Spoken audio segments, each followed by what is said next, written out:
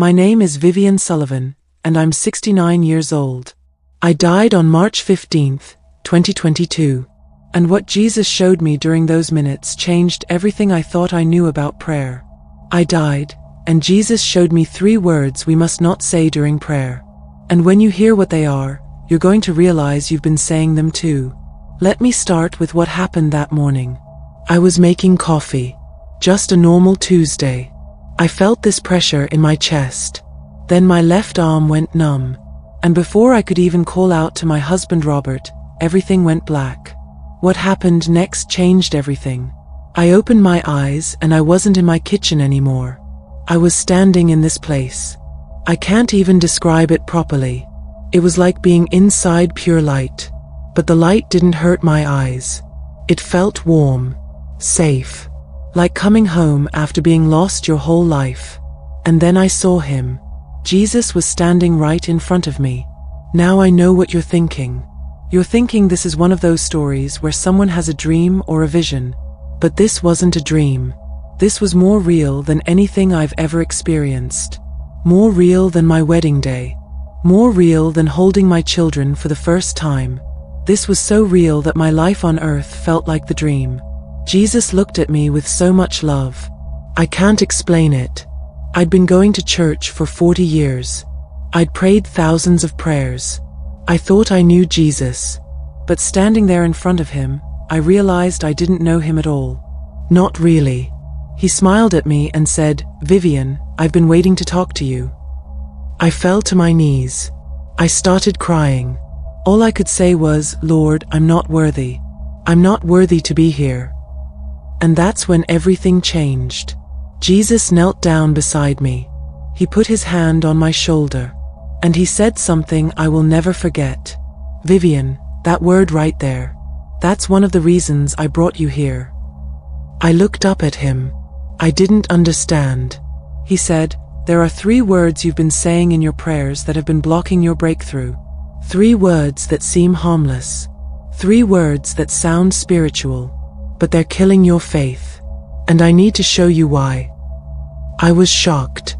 I'd been praying my whole life. I taught Sunday school. I led prayer groups. And Jesus was telling me I'd been praying wrong? He helped me stand up.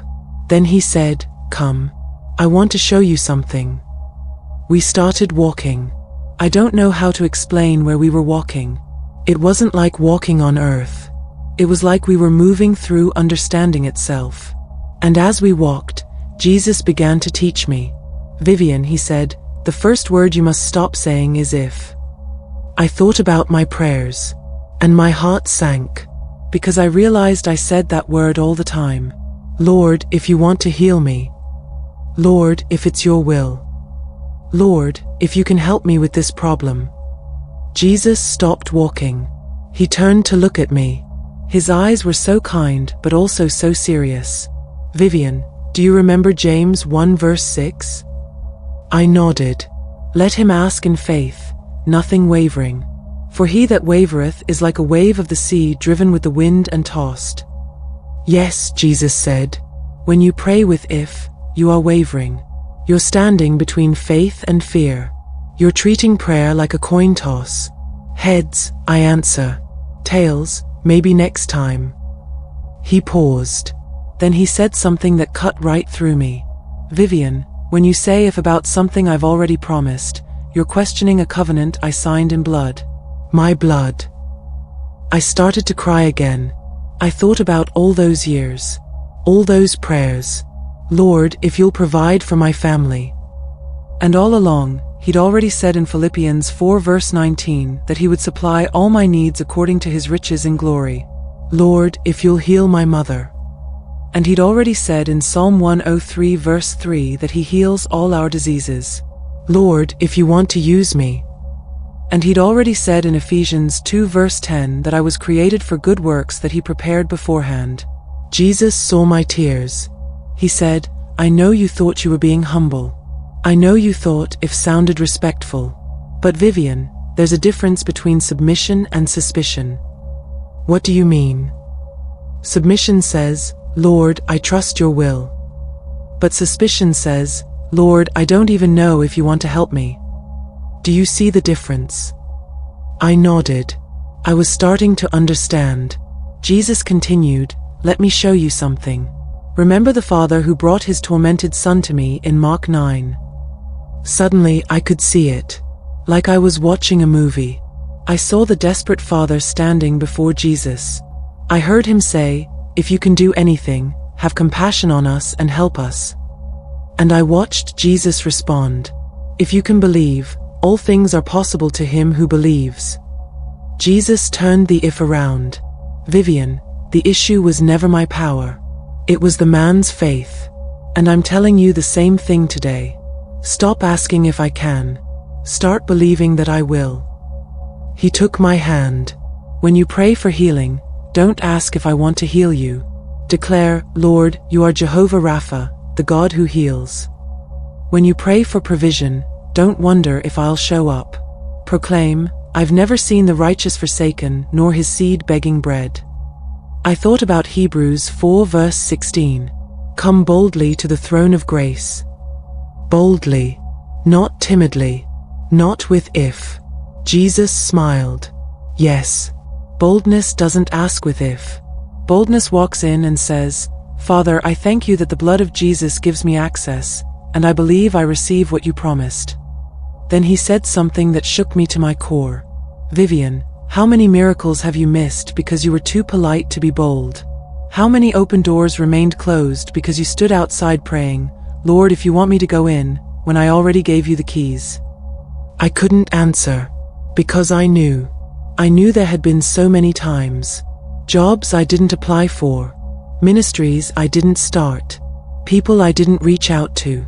All because I kept praying if when Jesus had already said yes. Every time you pray, Jesus said, you are either building bridges to your breakthrough or digging trenches of delay.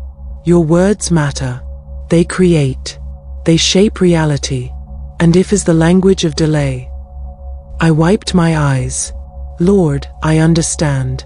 No more if. He squeezed my hand. Good.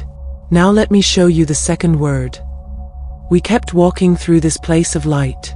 And as we walked, I felt Jesus preparing my heart for what he was about to say. Vivian, the second word you must never say in prayer is unworthy. My chest tightened. Because that was my favorite word. I said it all the time. I thought it made me sound humble. Spiritual. Reverent. Lord, I'm so unworthy of your blessings. Lord, I'm not worthy to come before you. Lord, I'm unworthy of your love. Jesus stopped walking. He turned to face me fully. And the look in his eyes, it was pain. Not anger. Pain. Vivian, every time you call yourself unworthy, you are questioning the value of my blood. I felt like I'd been punched in the stomach. He continued, when you say, I'm unworthy, you are standing in direct contradiction to what my sacrifice says about you. You are taking my blood, the most precious substance in all creation, and saying it wasn't enough. But Lord, I said, I've sinned. I've failed. I've made so many mistakes. Yes, he said gently, you have. But your worth was never based on your works. Your value is not in your perfection. It's in your position. And your position is in me. He showed me Hebrews 4 verse 16 again. Let us therefore come boldly unto the throne of grace, not crawling in shame, not whispering in fear, but boldly. That word boldly is not a suggestion, Vivian. It's a command. I thought about all those years I'd spent feeling unworthy, apologizing to God for existing, begging for crumbs when he was trying to serve me a feast. Jesus said, do you remember the prodigal son? Again, I could see it. The son coming home, rehearsing his speech. I am no longer worthy to be called your son. Make me as one of your hired servants. And I watched the father completely ignore that speech. He interrupted it. He called for the robe, the ring, the celebration. Jesus said, that father is a picture of me. When you come home to me in prayer, I don't want to hear about how unworthy you are. I want you to receive your restoration. I want you to put on the robe of righteousness I bought for you. But Lord, I said, Isn't it pride to think I'm worthy? No, Jesus said firmly. It's faith. You're not worthy because of yourself. You're worthy because of me. 2 Corinthians 5 verse 21 says, I became sin for you so that you might become the righteousness of God in me. When the Father looks at you, He doesn't see your mess. He sees me. I started crying again, because I'd spent 40 years feeling like I had to earn God's love, earn His attention, earn His blessings. Jesus wiped my tears. Vivian, when you pray from a place of unworthiness, your faith shrinks. You'll start asking for crumbs when I'm trying to serve you a feast. You'll beg for healing when I already bore the stripes. You'll tiptoe around favor when I already opened the heavens. He paused. And the enemy loves when you pray like that, because as long as you feel unworthy, you'll never walk in authority. What should I say instead? Say, thank you, Lord, for making me worthy by the blood. Say, Father, I come boldly, not because I've earned it, but because you invited me. Say, I reject every lie of the enemy that tells me I don't belong in your presence. I thought about Isaiah 61 verse 10. He has clothed me with the garments of salvation. He has covered me with the robe of righteousness. Jesus nodded. If I covered you, why do you keep uncovering yourself? If I forgave you, why do you keep confessing things I've already forgotten? I realized something in that moment. Every time I called myself unworthy, I was rejecting the very gift Jesus died to give me. You're not what your past says, Jesus continued. You're not what your mistakes scream. You are the righteousness of God in Christ Jesus. That's not a suggestion. That's a fact. He looked at me with such intensity. Vivian, your shame does not impress me. What moves me is your faith in my finished work. I fell on my knees again, but this time, not in shame, in gratitude. I understand, Lord, I said. No more unworthy. He helped me up. Good.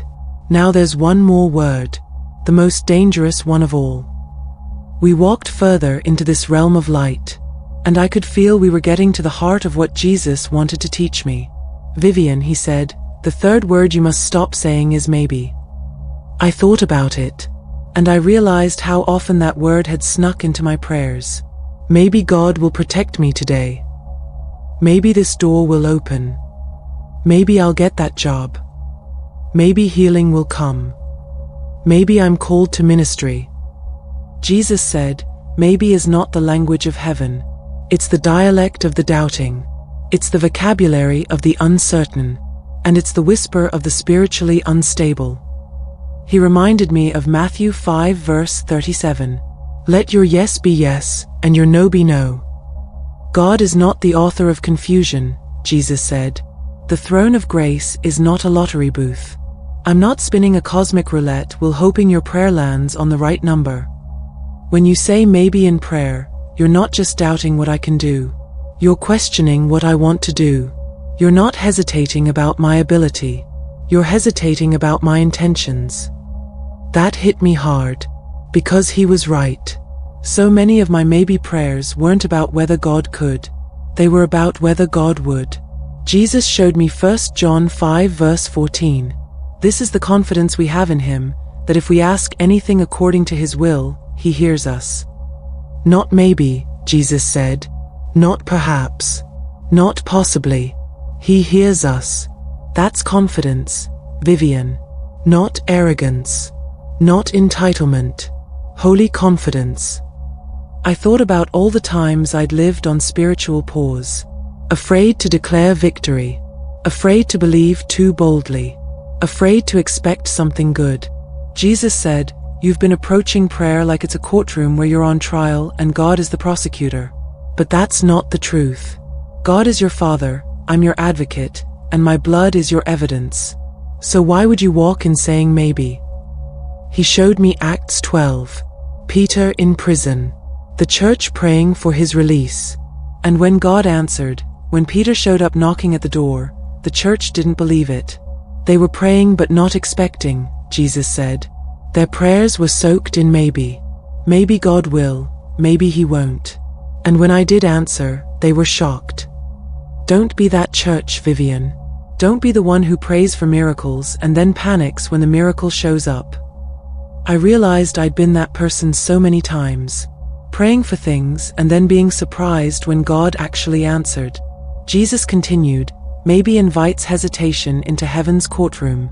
It's not just weak language. It's a weak posture. It's the posture of someone who's unsure if they even belong in the room. But I do belong? Yes, he said firmly. You're not a guest in God's house. You're family. And when you know you're family, you don't knock hoping to be let in. You walk in knowing the door was already open. He put his hand on my shoulder. Vivian, maybe has kept you miserable. Maybe has made you delay decisions. Maybe has made you question promises. And maybe has made you settle for less than what I died to give you. Prayer is not a gamble, Jesus said. It's a governmental transaction. Prayer is not wishful thinking. It's prophetic agreement. You're not tossing words into the wind. You're signing legal petitions in the spirit realm. I thought about how powerful that was. Every time I prayed, I was making declarations in the heavenly realm. And when I prayed maybe, I was forfeiting the authority Jesus died to give me. When you say maybe, Jesus explained, you let the devil stay in rooms I told you to clean out. You give fear a foothold and call it wisdom. He looked at me intently. Faith doesn't pray maybe. Faith says, I know in whom I have believed. Faith says, I declare healing. Faith says, I bind every lie of the enemy. Faith says, let it be done on earth as it is in heaven. I asked him, Lord, what should I say instead of maybe? Replace maybe you'll heal me with by your stripes I am healed. Replace maybe you'll make a way with you are the way. Replace maybe you'll give me peace with you are my peace that surpasses all understanding. He continued, don't ask like a beggar. Declare like a believer. Because words shape worlds. If unworthy, and maybe are not just linguistic missteps. They are spiritual shackles. They are walls that lock you out of what I already said is yours. Jesus grabbed both my hands and looked me right in the eyes. Vivian, the enemy knows that as long as he can keep those 3 words in your vocabulary, he can keep you from victory. He can keep your prayers powerless, your faith fragile, and your vision blurry. But the moment you break up with those words, the moment you delete them from your language and rewrite your faith story, that's when heaven moves. Jesus walked with me a little further, and then he stopped. Vivian, I'm sending you back. Back? I said, to earth. Yes, because I need you to tell people what I showed you. Too many of my children are praying powerless prayers. They're using if when I've already said yes. They're calling themselves unworthy when I've covered them in righteousness. They're saying maybe when I've given them promises. I need you to go back and teach them how to pray with authority, with confidence, with the knowledge that they are blood-bought, spirit-filled children of God. I didn't want to leave. Being in his presence was the most incredible thing I'd ever experienced. But I knew he was right. People needed to hear this. Jesus said, when you go back, I want you to rewrite your prayers. Replace every if with I believe. Replace every unworthy with I am the righteousness of God. Replace every maybe with it shall be done. And teach others to do the same. He smiled at me one last time. Remember, Vivian, life and death are in the power of the tongue, and that includes what you pray. Then everything started to fade. I opened my eyes and I was on my kitchen floor. Paramedics were around me. Robert was crying. They said I'd been dead for 7 minutes. 7 minutes that changed my entire life. They rushed me to the hospital. The doctors said it was a miracle I survived. They said I shouldn't have any brain damage. They couldn't explain it. But I could explain it. Jesus sent me back. And now I pray differently. I don't say if anymore. I don't call myself unworthy. And I don't pray maybe. I pray with authority. I pray with confidence. I pray knowing that God hears me, loves me, and has already provided everything I need through Jesus Christ. And let me tell you, My prayers are getting answered now in ways they never did before. I'm telling you this today because maybe you've been praying those same 3 words. Maybe you've been wondering why heaven seems silent. Maybe you've been stuck and didn't know why. It's your words. Change your words. Change your prayers. Change your prayers. Change your life. No more if. No more unworthy. No more maybe. You are confident. You are covered. And you are called. Pray like it.